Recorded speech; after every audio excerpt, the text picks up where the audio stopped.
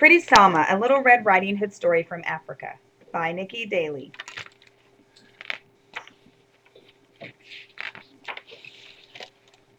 Salma lived with her granny and grandfather on the quiet side of town. One day her granny said, Salma, pretty Salma, please go to market for your old granny who loves you so.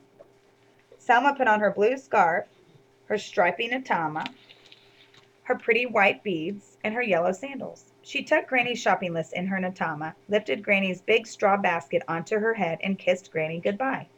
Straight there and back again, said Granny. And don't talk to strangers. You hear? Okay, I promise, said Salma. Off went Salma, flip flop, in her yellow sandals. As she walked, she sang her favorite song. Oh, Salma, pretty Salma, come kiss Granny, your darling old Granny, who loves you so. At the market, she bought a giant watermelon, a speckled rooster, an ice cold pink drink, and a bunch of candy striped straws. The sun was growing hot, and the basket felt very heavy. So Salma decided to take a shortcut home through the wild side of town.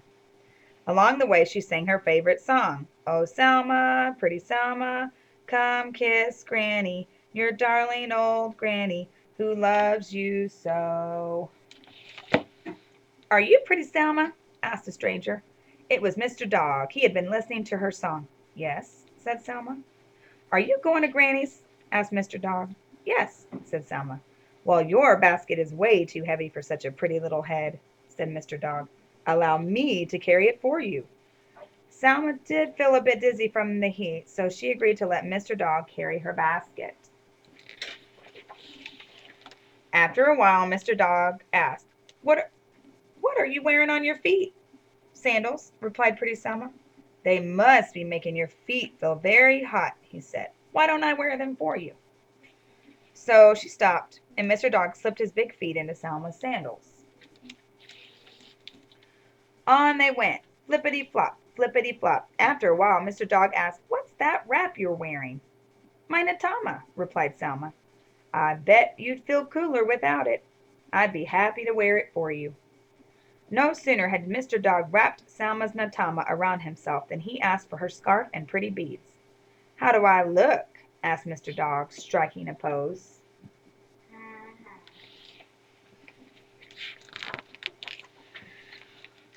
Mr. Dog strutted along the road in high style. Salma began to miss her things, but when she asked for them back, Mr. Dog only said, Some music will help us beat the heat. Won't you teach me a song? So Selma tried to teach him her favorite song. Oh, Selma, pretty Selma, come kiss Granny, your darling old Granny, who loves you so. But Mr. Dog was hopeless at singing. All he could do was go woof, woof, woof. I need a lot more practice, said Mr. Dog. And until I learn to sing, you won't get your things back. Selma begged, Selma pleaded, Mr. Dog, please give me my things back. Mr. Dog growled, Shh, you will never ever get your things back. Now run away, little girl, before I bite you in two. Poor Selma got such a fright when she saw his sharp teeth that she ran and ran and ran until she found her grandfather dressed in his Anansi costume, telling stories. When grandfather heard Salma's story, he said, That's a very exciting story, Salma, but it doesn't sound like a happy ending. How can we save Granny? I know, said Salma. We'll scare Mr. Dog. Exactly how will we scare Mr. Dog? Asked grandfather. Like this, said Salma, putting on the mask of Kaka Matobi and Boogeyman. Salma picked up Anansi's atumpan and beat it loudly. Goma, goma! Grandfather picked up his rattles and gave them a fierce shake. Shuka, shuka! Little Abu Baker, who loved a good scare, joined in with clapping sticks. Attack! Attack! Let's go! Cried Salma. Meanwhile, When Granny saw Mr. Dog flip-flopping up the path, she thought it was her pretty Salma. Salma, pretty Salma, come give your Granny who loves you a kiss, cried Granny. Mr. Dog leapt up and gave her a sloppy kiss. Oh my Salma, said Granny. What a wet nose you have. Granny took the heavy basket from Mr. Dog and said, Salma, pretty Salma, you look hungry. Let's eat. Mr. Dog started to chase the speckled rooster around and around. Oh my Salma, said Granny, what an appetite you have. Then Granny said, Salma, pretty Salma, it's time for your bath. Into the bath let Mr. Dog. Oh my Salma, said Granny, what hairy ears you have. Are you sure you are my pretty Salma?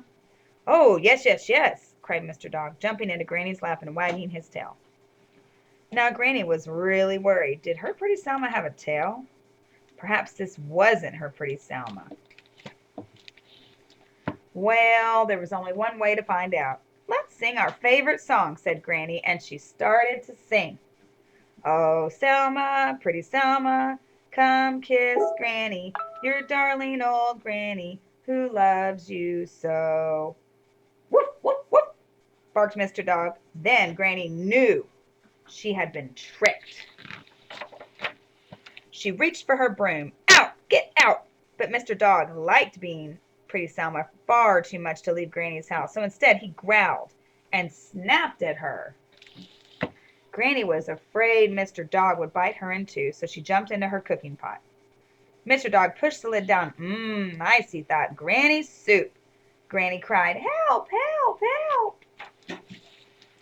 Just then the door burst open with a loud, goma, goma, shuka, shuka, katak, katak.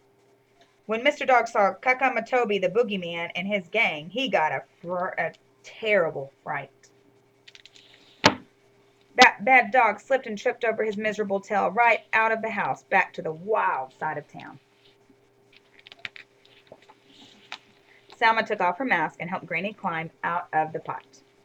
Then they all sat down to eat watermelon and sip an ice-cold pink drink through candy-striped straws. The next day, Granny sent Salma to market to buy new clothes. Salma went straight there and back, and she never talked to strangers again.